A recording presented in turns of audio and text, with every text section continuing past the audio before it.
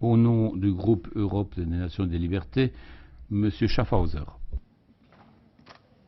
Je voudrais d'abord remercier mes collègues, une fois n'est pas coutume, pour leur pertinence sur l'analyse du Congo et plus particulièrement M. Pittella. C'est un pays que j'aime beaucoup.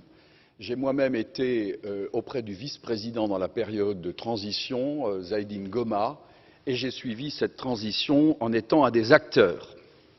La difficulté du Congo RDC, c'est sa richesse. Puis-je rappeler que Laurent Désiré Kabila était allé chercher, on est allé le chercher parce que l'Ouganda et le Rwanda avaient décidé, sur ordre d'une puissance extérieure, je peux donner des précisions, d'envahir le pays.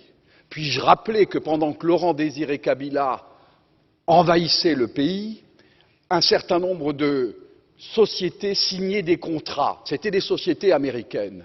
Puis-je aussi rappeler que lorsque Laurent Désiré Kabila se retourna en étant un patriote pour son pays, on décida, ici à Bruxelles, j'ai eu l'information, je peux dire de qui, il est décédé depuis, son élimination, et qu'on est allé à Washington chercher également l'ordre, et il fut éliminé 15 jours après. Et puis-je rappeler qu'on est allé chercher alors Joseph Kabila en se disant, ce jeune, on le manipulerait parce qu'il n'était pas il était de nationalité rwandaise et qu'on allait en faire un président.